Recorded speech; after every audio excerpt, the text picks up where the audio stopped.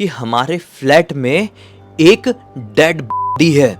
हमने किसी को मार के अपने फ्लैट में छुपा कर रखे थे और पुलिस ऐसी तहकीकात कर रही थी कि बस इनके खिलाफ सबूत मिल जाए, ये रंगे हाथों पकड़ा जाए और इनको हम डाल दें। प्रॉपर जेल में नहीं जाते हम लोग, वो जुवेनाइल होता है ना, उसमें गए होते क्योंकि हम 18 साल के नहीं हुए थे और हमने किसी को मार के अपने फ्लैट में छिपा कर रखे हुए थे। नमस्कार दोस्तों, सुबह सुबह का वक्त हो रहा है और मैं थोड़ा टाइम पास कर रहा था। उसी वक्त मेरे दिमाग में एक ऐसी घटना आई, मेरी ही लाइफ का एक ऐसा इंसिडेंट मेरे सामने आया जिसे याद करके मेरे शरीर में सिरहंसी दौड़ गई। और वो दृश्य जब भी अभी भी मेरी नज़रों के सामने आते हैं ना, तो ऐसा एकदम घबराहट सी हो जाती है। जिस किसी ने भी इस कांड को सुना कि ये कांड मेरे साथ मेरे फ्लैट में हुआ था, सुनकर बोला भाई तू बहुत ही वियर्ड इंसान रहा होगा। वियर्ड इंसान में रहा क्या होगा, मैं अभी भी हूँ। जो टाइटल आप देख के आए हैं ना, वो बिल्कुल रियल टाइटल है। शुरू से सब कुछ बताता हूँ। ये जो एक्चुअल घटना है ये मेरे साथ 2009 में घटी थी। दिवाली जो थी 2009 की, उसको क्रॉस हुए कुछ ही दिन हुए थे और ये सब कुछ हमारे फ्लैट में रच गया था। ये किस्मत थी कि ऐसा रचा, ऐसा प्लॉट हुआ था, ऐसा लग रहा है ऑटोमेटिकली हमारे साथ। लेकिन ये सब कुछ की शुरुआत 2008 में हुई थी, जब मैं और मेरा एक दोस्त छोटे से शहर से हम दोनों नागपुर पहुँचे थे अपनी 11th-12th की पढ़ाई करने के लिए। नागपुर में एक बहुत ही फेमस स्कूल था, सेंट जेवियर्स नाम का। वहाँ पे हमारा एडमिशन हुआ और हम दोनों बहुत ही ज़्यादा खुश हुए क्योंकि हम बहुत ही छोटी जगह से बिलोंग करते थे। एक नाम के इंग्लिश मीडियम में पढ़े थे। गांव के नाम के इंग्लिश मीडियम कैसे होते हैं आप लोग जानते होंगे कि बस वहाँ पे इंग्लिश में क्वेश्चन आंसर रहते हैं, वो इंग्लिश मीडियम हो गया, ऐसा वाला स्कूल से हम पढ़े थे। लेकिन जब सेंट जेवियर्स जैसे स्कूल में एडमिशन मिला 11th-12th के लिए, तो हमको लगा कि यहाँ से हमारी ज़िंदगी का एक न्यू टर्न आ जाएगा। तो हमको अच्छा लगा ये चीज़। और किस्मत वाली बात ये थी कि ये स्कूल है और स्कूल से लगभग 1 किलोमीटर की दूरी पर ही हमको एक फ़्लैट मिल गया।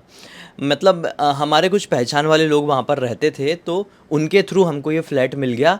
और हम दोनों इस फ्लैट को भी देख के बहुत ज़्यादा खुश हुए क्योंकि समझ लो एज कितनी रही होगी हमारी उस समय, यही कोई 16-17 साल के आसपास की। तो 16-17 साल के बच्चों के लिए कितनी बड़ी बात होती है कि इतने बड़े शहर में जा रहे हैं और ड्रीम स्कूल में पढ़ रहे हैं और साथ ही साथ अकेले रहने को मिल रहा है। एक यूनिक सी फ्रीडम मन में ऐसी फील हो रही थी।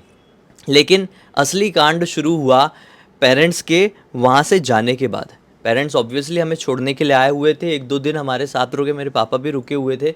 2 दिन बाद जब पापा चले गए तब पता चला रोटी पानी का भाव। इन शॉर्ट ये समझ में आया कि लाइफ इतनी इजी नहीं होने वाली है भाई जितना हम यहाँ पर सोचे थे, क्योंकि अकेले सब कुछ करना था। अकेले सब कुछ करना बड़ा टफ होता है एक एज में, वो भी 16-17 साल की एज में। सुबह उठ के तैयार होना है, चाय बनाना है, चाय पीना है, नहा धो के टाइम पे, सुबह का स्कूल था, स्कूल सुबह सुबह पहुंचना है, सारी क्लासेस अटेंड करना है, फिर घर पर आना है, कपड़े चेंज करना है, फिर नहाना है या फिर फ्रेश होना है और फिर खाना खाने के लिए मेस में जाना है। ये हमारा घर था और घर से 15-20 कदम की दूरी पर एक मेस थी, वहाँ पे मेस में खाना खाना, मतलब बहुत टफ होने वाली थी ये सारी चीज़ें। खैर, जैसे तैसे करके हम मैनेज करना सीख गए और 1 साल बीत गए। सन 2009 आ गया। हम दोनों बहुत ही ज़्यादा खुश थे। दिवाली का टाइम आ गया, कोई टेंशन नहीं थी, हम पूरी तरीके से यहाँ पर सेटल्ड हो चुके थे और हम छोटे से शहर के बच्चे नहीं बल्कि नागपुर जैसी बड़ी सिटी के लड़के बन चुके थे। तो 2009 की दिवाली जस्ट आने ही वाली थी। मैंने और अतुल ने, जो मेरा रूममेट था, हम दोनों ने डिसाइड किए कि यार भाई एप्लीकेशन हम लोग डालते हैं कि जितनी दिन की छुट्टी मिल रही है उससे 2-2 दिन की एक्स्ट्रा हमको और चाहिए, क्योंकि हमको दूर टाउन में जाना है हमारे दिवाली सेलिब्रेट करने के लिए। हमने एप्लीकेशन डाल दी और छुट्टी मिल गई। हम अपने अपने घर चले गए। एक ही शहर से बिलोंग करते थे हम दोनों और बढ़िया से दिवाली को मस्त से सेलिब्रेट किए और दिवाली मना के छुट्टी उट्टी कंप्लीट हो गई, हम वापस से नागपुर आ गए और अपनी जर्नी कंटिन्यू करने लगे। लेकिन कुछ ही दिन बाद एक वियर्ड सी चीज़ हमारे रूम में हमको नोटिस होने लगी। वो वियर्ड सी चीज़ ये थी कि हमारे रूम से ना एक वियर्ड सी स्मेल आती थी, गंदी सी स्मेल आती थी। मतलब समझ में नहीं आता था कि ये स्मेल किस चीज़ की है। हम लोग पूरे रूम की सफाई कर दिए लेकिन हमको कुछ नहीं दिख रहा था। बेड भी मतलब ऐसे प्रॉपर ऐसे बेड नहीं थे, हमारे पास खाट थी उस समय। तो हमने खाट वाट हटा के सब देखे, गद्दे वद्दे बाहर धूप में सुखा दिए, पोछा लगवा दिए, अच्छा खासा उसको मतलब पूरा एक पेस्ट क्लीनिंग जैसा करवा दिए थे हमने रूम को। लेकिन उस रूम से वो स्मेल जा नहीं रही थी, ये बहुत गंदी स्मेल थी। और जैसे जैसे दिन आगे बढ़ रहे थे वैसे वैसे स्मेल बढ़ती ही जा रही थी, बढ़ती ही जा रही थी। रोज़ सुबह होकर हम अपने रूम में लिटरली ढेर सारी धूप बत्ती जला देते थे, एक दो नहीं बल्कि एक छोटा सा फ्लैट था वो, हम वहाँ पे 6-7 धूप बत्ती जला देते थे, अगरबत्ती जलाते थे, दिन भर परफ्यूम डाल रहे हो। उस समय एयर फ्रेशनर, जो रूम फ्रेशनर होता है उसका कंसेप्ट हमको पता नहीं था, तो परफ्यूम छिड़क रहे हैं कि स्मेल चली जाए चली जाए।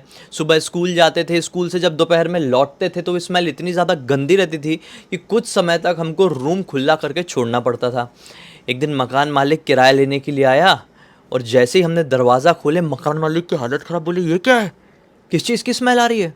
मकान मालिक अंकल अंदर आ गए और देखने लगे कि बहुत गंदी स्मेल है, किस चीज़ की है।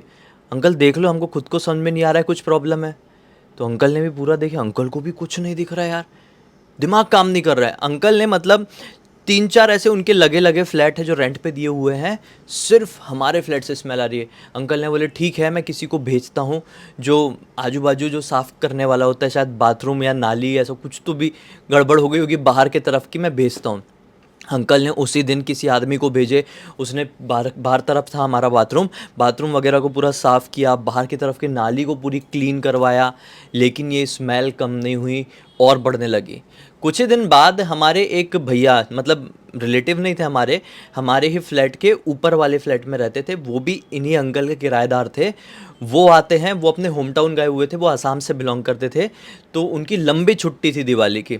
तो इस लंबी छुट्टी को मना के जब आते हैं तो उनकी आदत थी कि हमारे रूम पे ही वो 1-2 घंटे बिताते थे डेली शाम के टाइम। वो कॉलेज में पढ़ते थे उस समय, इंजीनियरिंग कर रहे थे। तो जैसे ही वो भैया आसाम से छुट्टी मनाकर नागपुर वापस आते हैं तो अपने कमरे में बैग वैग रखते हैं, हमारे रूम में जैसे ही आते हैं तो उनको तो चक्कर आने लगते हैं।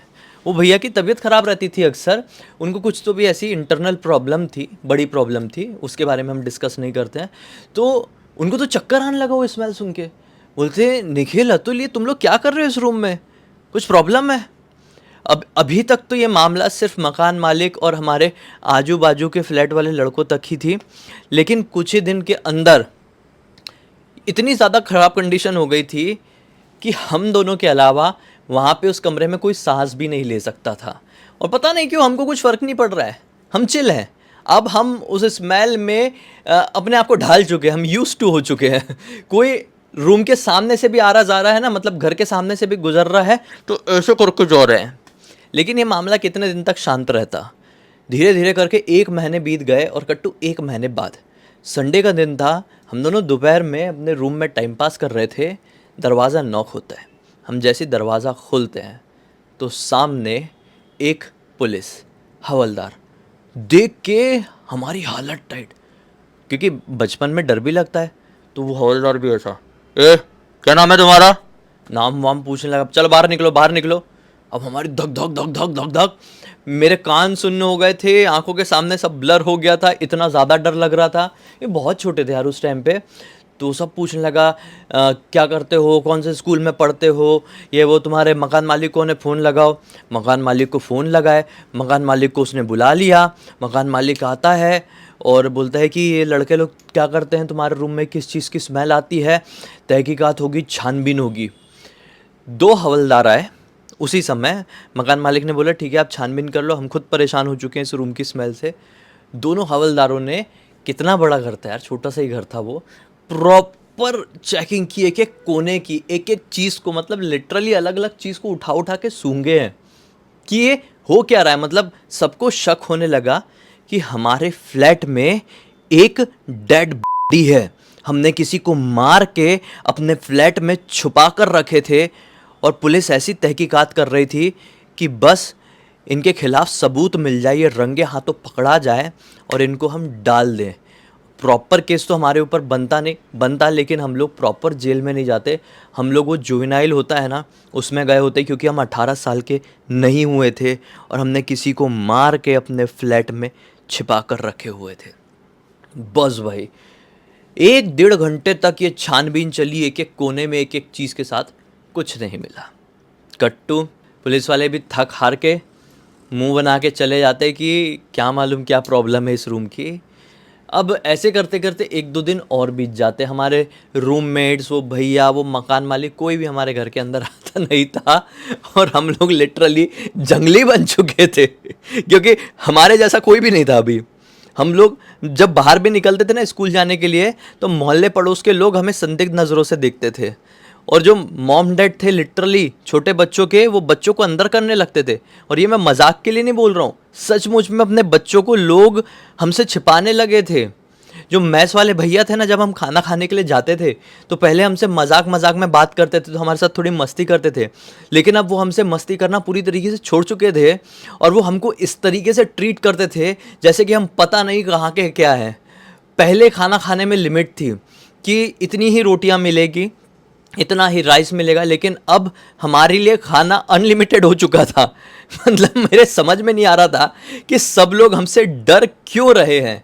लोगों के दिमाग में तो हम लोग बहुत बड़े वो थे, मास्टरमाइंड या फिर बहुत बड़े क्रिमिनल्स थे, लेकिन सच्चाई कुछ और थी जो आगे आपको समझ में आएगी। धीरे धीरे करके दिन बढ़ रहे थे और हम दोनों की हेल्थ बहुत ज़्यादा डाउन हो रही थी। हम दोनों बहुत पतले हो रहे थे, हमारी तबीयत ख़राब होने लगी थी। समझ में नहीं आ रहा था कि ऐसा क्यों। अतुल ने भी अपने घर से कुछ आयुर्वेदिक दवाइयाँ लेके आया, मैंने भी दवाइयाँ लेके आया, हम लोग दवाई ववाई खाने लगे, लेकिन शरीर में ना दवाई लग रही थी ना खाना। तो फिर किसी ने हमसे बोला कि भाई एक्सरसाइज करो, तो हम दोनों अपने रूम में अब सुबह उठने लगे जल्दी, कभी जल्दी नहीं उठते थे, तो स्कूल से आके एक्सरसाइज करने लगे। एक दिन एक्सरसाइज करते करते, एक एक्सरसाइज होती है, आप लोगों ने देखे होंगे, पता ही होगा यार, चिनअप्स की। तो वो हमारे जो उस ऊपर रैक होते थे, जैसे ना पहले के टाइम में ना, जैसे जो ये दीवार है, दीवार के ऊपर ऐसे रैक बने हुए रहते थे जिसके ऊपर लोग सामान वामान रखते थे, अपना सूटकेस वगैरह डिफरेंट डिफरेंट सामान रखते थे। पहले के टाइम पे घरों में होते थे ऐसे, तो वैसे ही वाला उसमें रैक था। तो चिनअप करना था मुझे, ठीक है। आज मैं पहली बार चिनअप लगाने जा रहा था। इससे पहले मैं डिप्स मारता था, दंड बैठक करता था, ये सारी एक्सरसाइज करता था। तो मैंने वो रैक को पकड़ा और चिनअप करते हुए जैसे ऊपर गया, मुझे वो जो स्मेल आती थी ना इतने दिनों से, वो 100 गुना ज़्यादा आई अचानक से। और मैं एकदम ऐसा चक्कर जैसे होके वापस से नीचे गिरा। मतलब ये क्या है, स्मेल का सोर्स ये रैक के ऊपर वाला मामला है। फिर से चिनअप करते हुए अतुल वहाँ पे अपनी दूसरी एक्सरसाइज करने में लगा हुआ है। फिर मैं रैक को पकड़ा और फिर चिनअप करते करते ऊपर गया, और रैक में एक ऐसे पॉइंट में मेरी नज़र पड़ी जहाँ पर कीड़े लग चुके थे। कीड़े ऐसे रेंग रहे थे। मैंने बोला यही वो बॉडी है जिसमें कीड़े लग चुके हैं, जिसकी तलाश में यहाँ तक पुलिस भी आ चुकी थी। शिट! मैं ऐसा आँख बंद करके अतुल अतुल अतुल ने बोला क्या हुआ क्या हुआ? बोले यहाँ पर है वो बॉडी, जल्दी आ तू। अतुल भागते हुए आया, बोला चिन अप मार। उसने ही पकड़ा और फिर ऊपर जाके देखे, और जब ध्यान से देखे दोनों ने एक साथ, तो वो क्या दिखाई दिया, वो कोई बॉडी नहीं, वो है प्याज, और ढेर सारे प्याज जिसमें इल्लियां लग चुकी हैं, जिसमें वो सफ़ेद वाले ऐसे गिलगिलाते हुए ऐसे रेंगते हुए कीड़े रहते हैं ना, वो लग चुके हैं। और वो इस कदर से सड़ चुके हैं जिसकी कोई लिमिट नहीं है, और एक सेकंड के लिए भी उसके सामने सांस लेना इम्पॉसिबल था। हम दोनों लिटरली कार्टून बन के ऐसे लटक के चिनअप मारते हुए रेक के ऊपर से ऐसा देख रहे हैं उसको, सड़े हुए प्याजों को। जब रियलाइज हुआ कि छी, तो हम लोग वहाँ से कूदे और लिटरली उल्टी जैसा करते हुए हम लोग फ्लैट के बाहर भागे, और बाहर ना ज़मीन में लोट लोट के हम लोग हंसे हैं कि पिछले 1.5 महीने से इसके चक्कर में हमारे फ्लैट में पुलिस तक आ गई थी। इसकी ऐसी की तैसी वो प्यास थे जिसके चक्कर में लोग अपने बच्चों को हमसे छुपाने लगे थे। वो प्यास से हमारा रुतबा बढ़ चुका था। हम बहुत ज़्यादा डेंजर लगने लगे थे लोगों को। कुछ टाइम होता तो हम लोग डॉन बन जाते शायद एरिया के। प्यास से, हे भगवान, लिटरली इतनी हंसी ज़िंदगी में पहले कभी नहीं आई थी।